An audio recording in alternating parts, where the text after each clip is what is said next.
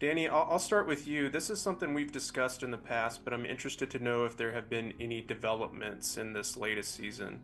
It relates to the balance of mystery surrounding Brad. Mhm. Not fully knowing him is part of what makes him such an engaging character in this season more than any other, I would say. We gain deeper insights into him outside of the workplace. I'm curious about the creative discussions you've had regarding Brad this season and how you all decided it was the right time to reveal a little bit more about him while still maintaining some of his mystery. Like what is the ideal character equation you've arrived at for him?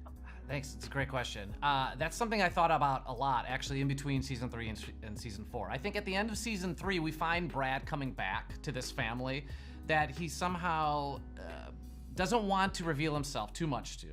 He still has this layer, this mask that makes him sort of unaffected by things, but he is affected. And I always thought that that's such a fun balance. In season two, we saw that with his brother and his love of Kate. and I think in between season three and season four, I was talking to Megan, our showrunner, about Brad, and I had a few questions regarding Brad, and I was like, and one of those questions that kept coming up to me was this idea that who hurt Brad, and Right. will Brad ever let anyone get close to him? And so we talked about the idea of maybe having him run into someone from his past. And so that was something we talked about before the season, and then that's something that kind of evolved to what you see in season four.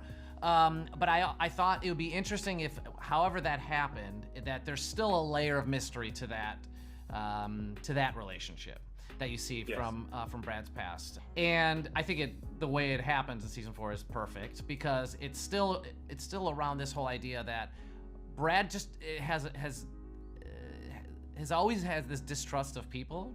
And I think that there's even more questions I have now about his childhood and his mom, of like what has happened at home. And there's glimpses of that in season two with his brother, and also now in season four, there's glimpses of like something's happened clearly to Brad, many things. But I think it's a fun balance to have questions still, answer a couple, but still have this mystery of like why won't he let anybody ultimately get close to him, and keeping it still a comedy. I think that there's it's a nice evolution too because it is season four. So I think it was important for me as an actor to be like, who else is he at home in a relationship? What's that like with him? And that was fun to see. And I think it's like with any show, you kind of want to start seeing other layers of characters. And I think that was really exciting for me to play this year. And then also, the comedy part of it, just coming back to being like, maybe his best relationship and longest relationship is with money.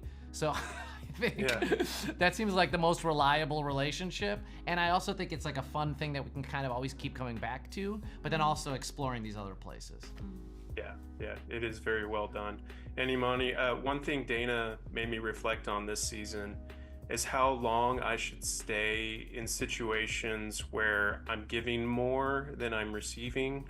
Like Dana has created something truly great in gaming, but she continues to face challenges that lead her to question whether she should fight back, maybe take a page out of Brad's book and get her hands dirty as others are pushing her to do, or if she should just let others continue to control her and not give her the gallery space that she needs to thrive.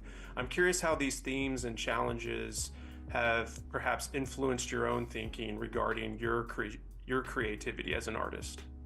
You better ask really good questions. Yeah. Yeah, I think one being a creative can be very tough because sometimes it